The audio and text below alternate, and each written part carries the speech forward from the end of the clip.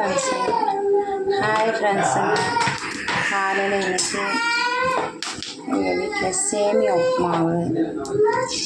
சேமியன்னா அரிசியில் சேமியா, அணில் சேமியா அரிசியில் அது கடை போட்டிருக்கு. கடை வந்து சேமியா இதில் தக்காளி வெங்காயம் எல்லாம் போட்டு காரமாக செய்ய போகிறேன் ஃப்ரெண்ட்ஸுங்க.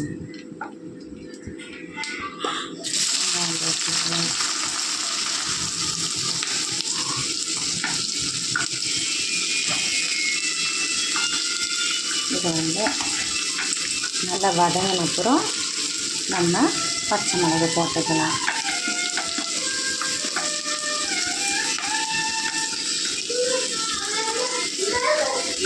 நல்லா வதங்கிட்டு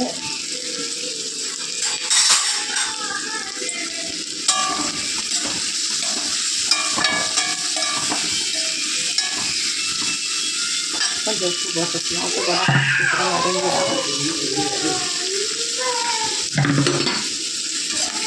வதங்கிட்டு நம்ம இதில் இஞ்சி போட்டுக்கலாம். இஞ்சி பூண்டு அரைச்சது கொஞ்சம் போது ரொம்ப போட வேணாம், இன்னொரு வாசனை.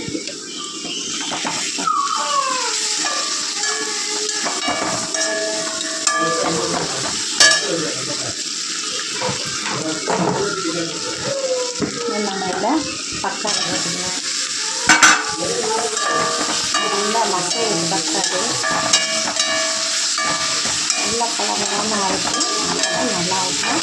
இன்னும் நம்ம இதில் வந்து கரம் மசாலா, சிக்கன் மசாலா போட்டுக்கலாம்.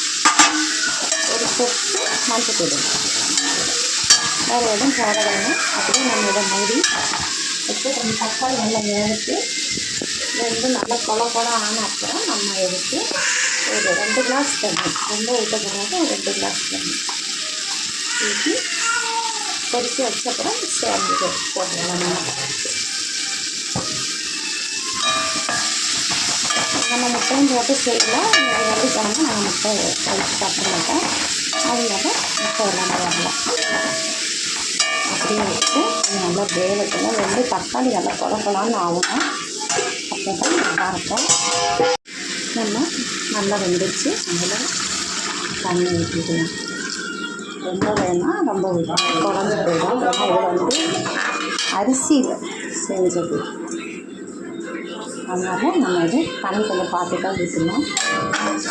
தண்ணி கொதிக்கட்டு வச்சுன்னா நம்ம அது போட்டுக்கலாம். ஃப்ரெண்ட்ஸ்னால் நம்ம அது போட்டுட்டு தண்ணி நல்லா கொதிச்சு போட்டேன்.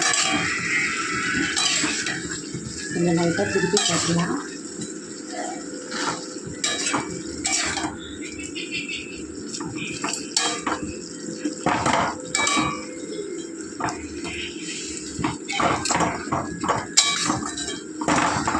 அப்படியே நம்ம தீ கம்மியாக வச்சு மூடி வச்சுட்டோன்னா நல்லா அது ஆவியில் அப்படி வெந்துடும்.